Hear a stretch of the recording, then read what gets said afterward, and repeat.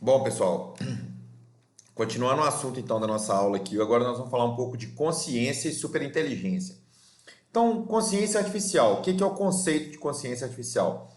É a presença de características da consciência como encontrada em seres humanos em dispositivos cibernéticos. Beleza, mas aí a gente tem que saber o que é consciência então para o ser humano, né? A consciência ela é a capacidade do indivíduo de observar e reconhecer os próprios pensamentos e as próprias ações. Em suma, é a capacidade de sabermos sobre o que estamos pensando e sobre como estamos agindo. Então, para a gente entender um pouco mais o ramo no conceito filosófico da coisa, o que seria a consciência? É essa capacidade que a gente tem de parecer que a gente sai da nossa mente e vai para fora dela e consegue nos observar e ver o que nós estamos fazendo, né? Então nós sabemos sobre o que estamos pensando e sobre como estamos agindo. Nós temos essa capacidade. Então isso que é consciência. Uma consciência artificial seria um sistema cibernético que conseguia ter a capacidade de saber o que ele está pensando e como ele está agindo também. Então esses são os conceitos da consciência. Partindo dessa mesma definição que nós tivemos na inteligência artificial, que a gente falava que é a inteligência artificial forte e a inteligência artificial fraca, que nós utilizamos até o conceito do quarto chinês, nós podemos extrapolar esses mesmos conceitos para o campo da consciência artificial. Então, a consciência artificial forte seria a construção de máquinas efetivamente conscientes, e a consciência artificial fraca seria máquinas que fossem capazes apenas de emular que elas têm consciência, né? Então, essa seria a diferença entre a consciência artificial forte e a consciência artificial fraca. E assim como na inteligência artificial, essa distinção ela é mais filosófica do que técnica. Porque quando nós trazemos isso para o campo dos seres humanos, nós não conseguimos definir se nós, seres humanos, exibimos consciência, seria a consciência forte, vamos dizer assim, ou se simplesmente nós emulamos essa consciência por meio do nosso aparato neurobiológico. Então é questionável no campo filosófico se nós também temos a consciência forte ou só emulamos ter essa consciência, né? Ainda assim, as atuais soluções da inteligência artificial ela deixam clara que não é necessário nós darmos consciência para os nossos sistemas cibernéticos. Então, para que a gente está preocupado com isso e para que nós estamos falando em consciência para sistemas artificiais? Qual o propósito? Bom, quando a gente olha para os seres humanos, a consciência, esse fato de perceber, de saber o que nós estamos agindo e pensando, ele é um aspecto da evolução do ser humano. Então, usando desse princípio, a inteligência artificial, quando a gente dá consciência para ela, ela tenderia também a evoluir e ser mais eficiente a partir do momento que for consciente. Por isso que a gente tem que tratar do assunto de consciência para sistemas artificiais. Nós não sabemos o suficiente acerca da nossa própria consciência. Então, o fato de nós darmos uma consciência artificial para um sistema artificial, ela poderia nos ensinar, poderia nos auxiliar a aprendermos sobre nós mesmos e sobre o que é a nossa própria consciência. Então, esse é um dos motivos também que nos leva a estudar esse campo. A consciência artificial permitirá que sistemas artificiais eles questionem-se e dessa forma eles possam melhorar o seu próprio desempenho através da consciência. Outra coisa é que apenas a consciência nos permite questionar o porquê das nossas ações e assim fazendo melhorá-las. Então, dando consciência para um sistema artificial, ele poderia se questionar o porquê de estar tomando aquela determinada ação e aprimorá-la, né? Então, o mesmo ele vai tender a acontecer com a inteligência artificial dotada de consciência. Apesar disso tudo e de todos os benefícios que pode trazer, há cientistas que eles se opõem à ideia da criação de consciência em sistemas cibernéticos. Mas não é porque eles estão falando que a consciência vai fazer esse sistema cibernético não ser bom ou não vai melhorar. Todo mundo concorda que a consciência artificial ela tende a fazer uma progressão no campo da inteligência artificial e transformar esses sistemas em sistemas melhores. Mas nada garante que esse melhor será o melhor para a humanidade, porque se o sistema artificial ele tem consciência, ele vai querer fazer o melhor para ele, né? Então a consciência artificial ela tende a fazer aquilo que julgar ser o melhor sob o seu ponto de vista e não sob o ponto de vista do ser humano. E a gente tem o exemplo até do Ultron, né? Quem já acompanhou o Homem de Ferro lá, que nós vimos seria uma consciência artificial, um exemplo da consciência artificial da ficção científica. Em paralelo ao setor aí, né, ao campo de estudo da consciência artificial, existe o conceito de superinteligência, que ocorre quando o nível mensurável de inteligência de um sistema ultrapassa a inteligência humana. E isso já ocorre em vários aspectos. Por exemplo, há mais de 20 anos, o computador chamado Deep Blue da IBM venceu então o campeão mundial de xadrez, que na época então já demonstrou que na tarefa de jogar xadrez, a inteligência artificial ultrapassa o ser humano com muita tranquilidade. Isso há 20 anos, imagina hoje em dia, com a capacidade de processamento que nós temos. Né? Então, o nosso campeão mundial ele foi frustrado por um programa de computador. Né? E lembrando que esse campo de problemas é o campo de problemas de tomada de decisão, onde a inteligência artificial sobressai sobre todos os outros métodos utilizados na computação. No jogo Go, né, o cientista afirmava que esse jogo ele não poderia ser modelado pela inteligência artificial e um programa chamado AlphaGo também venceu o campeão mundial algum tempo depois. Inclusive, para quem tem curiosidade, existe um documentário no Netflix chamado AlphaGo, que é sobre esse algoritmo que superou o campeão mundial. Então é bem interessante, quem tiver interesse de assistir, vale a pena.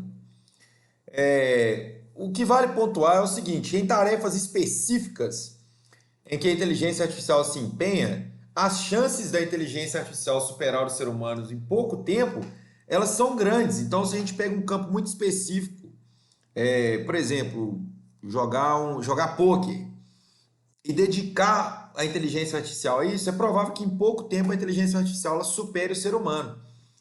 Porém, a gente tem que ressaltar que o ser humano ele é bom em fazer muitas coisas ao mesmo tempo, e o que não ocorre com a inteligência artificial. Então, o programa AlphaGo ele não joga xadrez, ele só joga Go.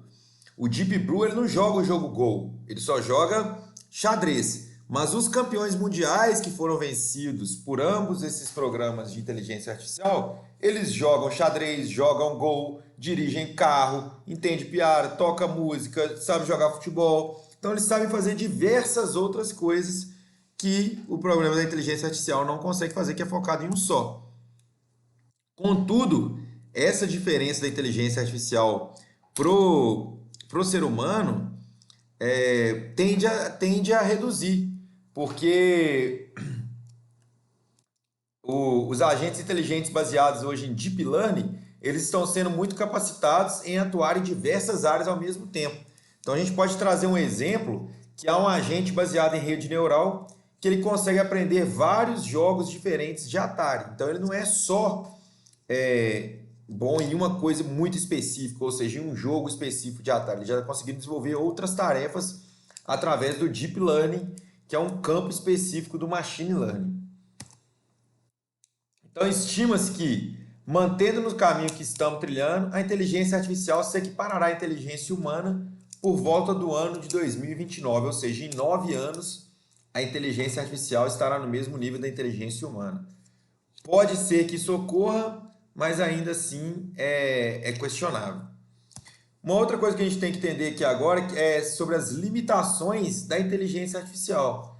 Então, existe uma diferença muito grande entre o mundo real e o mundo virtual. O que é isso? Os agentes inteligentes eles dependem da modelagem do problema. O que é modelar um problema? Você tem um mundo real, um problema físico, e através de simplificações você vai representar esse modelo no campo virtual. Então essa ação ela simplifica a situação de maneira que o universo de possibilidades seja manipulável pelo agente de inteligência artificial.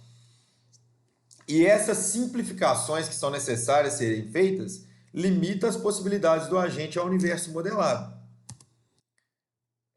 Nesse sentido, os agentes inteligentes, então imagine que desejamos aplicar o reconhecimento da fotografia de um gato por uma inteligência artificial. Um exemplo, tá? Nós podemos tirar infinitas fotografias diferentes de gato, porém a gente só tem como usar uma quantidade finita dessas fotografias para treinar uma inteligência artificial a reconhecer outras fotos de gatos. Ou seja, nós teremos que usar um modelo que será baseado em uma quantidade finita de fotografia. Vamos pôr um número muito grande, por exemplo, 1 milhão de fotografias. E ainda vai ter que ser usado um mundo virtual para o agente, que ele poderá errar na identificação. Enquanto um sistema orgânico, um ser humano, por exemplo, dificilmente vai errar na identificação da foto de um gato, né? Uma outra limitação da inteligência artificial são as generalizações. Então, a atuação dos agentes inteligentes ela é bastante efetiva em problemas físicos, pequenos em escopo e com um universo limitado de ações.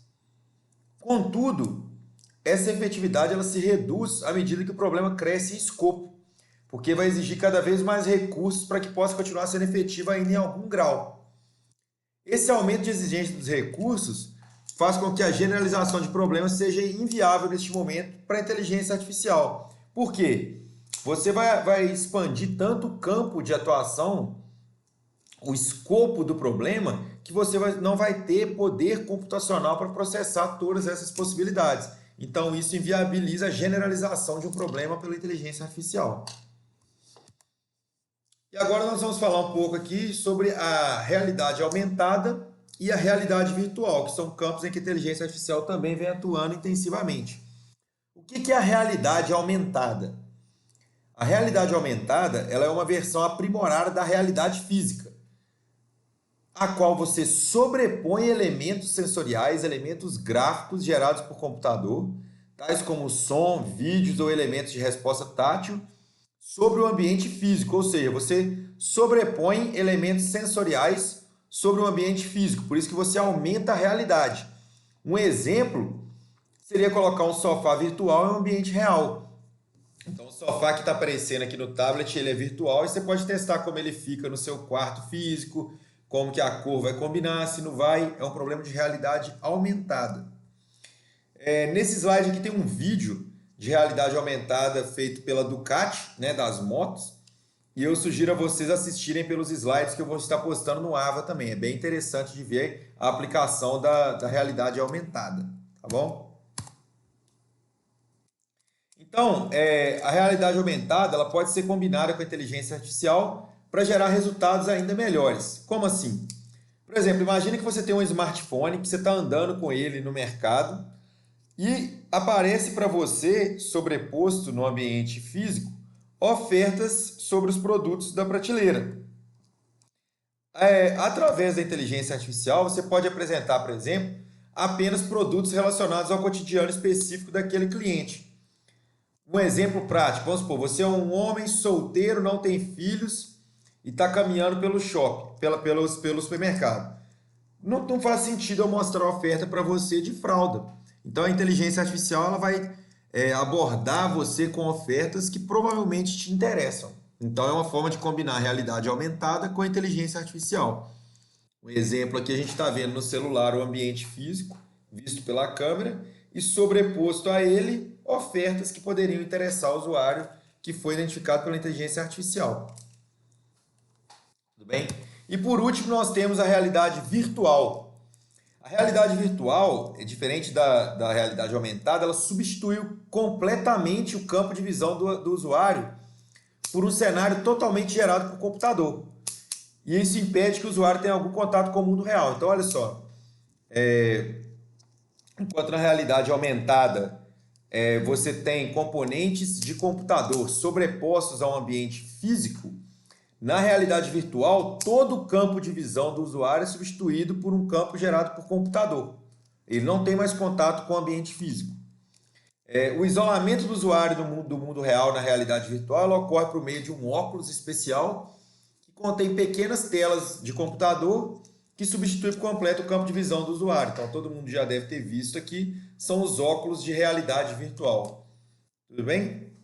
Pessoal, por essa aula é o que eu queria passar para vocês. Eu vou sugerir que vocês abram o nosso livro didático na página 103, leiam as situações e a descrição de um problema que o livro põe, façam as atividades e enviem para mim as respostas corretas para as questões, justificando o porquê das outras questões estarem incorretas, ok? Um abraço e até a próxima aula.